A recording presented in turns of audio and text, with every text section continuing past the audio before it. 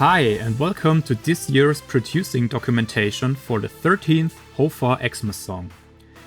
As you might know, we have an annual mixing and remixing contest where you can download track for a song that we made at the HOFA studios and win amazing prizes worth over 20,000 euros, ranging from money to hard and software from different manufacturers.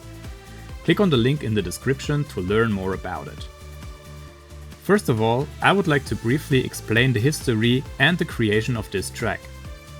Jochen Sachse, the CEO of HOFA, is the main producer of this track. For the 13th HOFA XMAS track, he wanted something in the direction of electronic music like Avicii. Now we're diving right into the producing documentary of this track called You and Me and Them. So, first of all, I wanted to explain the kick drum and the whole drum group.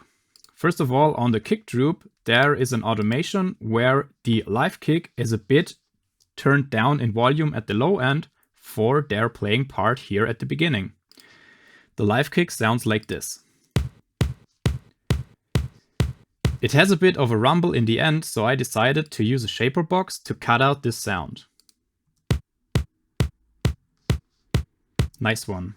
Before that, I used the EQ to turn up the low end of the live kick a bit to get it a bit more punchier into the mix.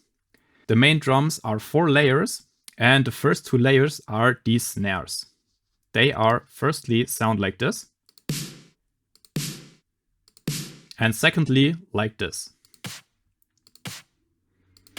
So the first snare is actually the main snare, and the second one is a bit of a layer on top with a more, I would say, saturated transition, more of a saturated transition snare. As the third layer, I used a pre-shifted clap, which has a little bit of a initiating sounds, like a, not an initiating, but an anticipating sound, and it sounded like this. I wanted to have this clap in there because it sounds a bit like a live clap, and I also wanted to have some live instruments in there. These clap builds here are some different claps and percussions and also a white noise at the back layered together to get this basic electronic buildup, which we all know from the electronic tracks, which afterwards comes the drop.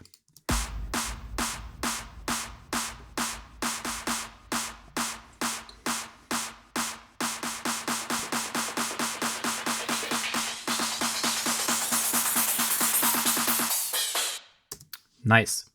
This little element here is just a tom fill for the pre-drop section. It's really basic and it's not that much of an impact, but you hear it mostly in most of the electronic tracks and I like it. That's the sound of the tom fill. Pretty fast, but we all know that from electronic music tracks, and this track especially needs that too. Right here I have 2 crashes as a layer for the impact that everyone knows, oh yeah, here comes the drop now, and it sounds like this.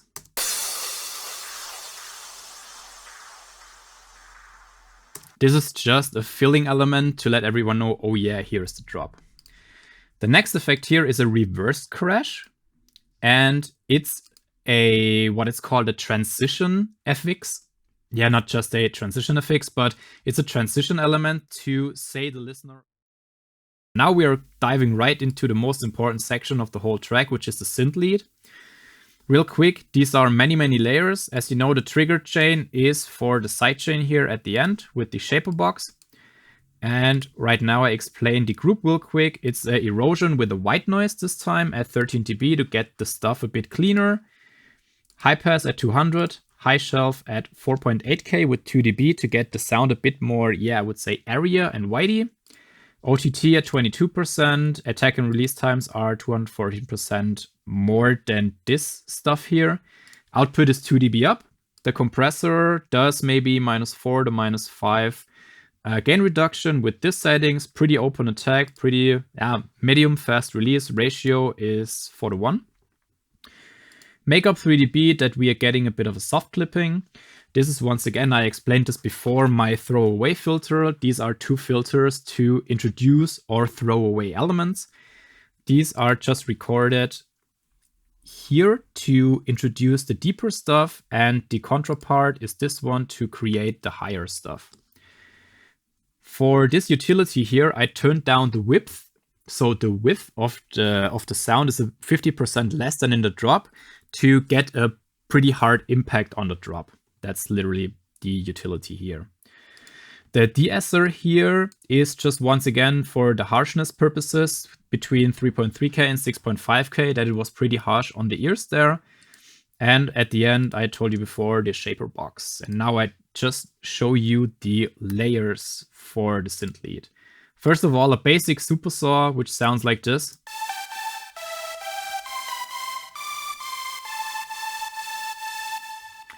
The next one is another lead layer, which has a bit of a tremolo effect, I would say. We automated here the fine tune of the second oscillator in Serum.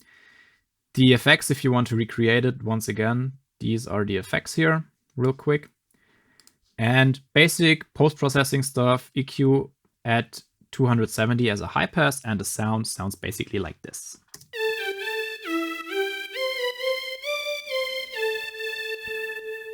Nice. The last layer of the first stack is actually a dance piccolo sound from Nexus 3.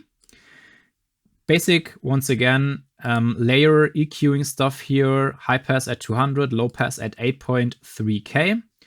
So this sound is that one.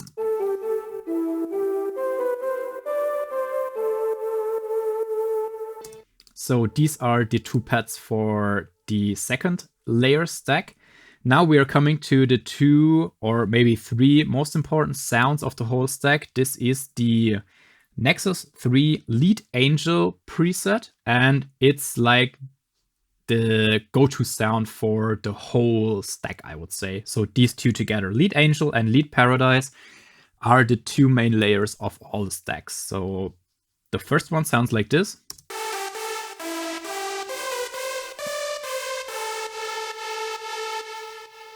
And the Paradise lead sounds like this.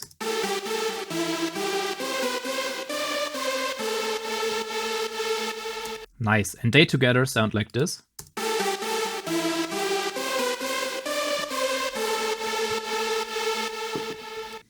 Nearly pretty fat. The next layer is the analog brass and wines contact. To let you guys know, as the last information, the contest ends at the 31st January of 2022.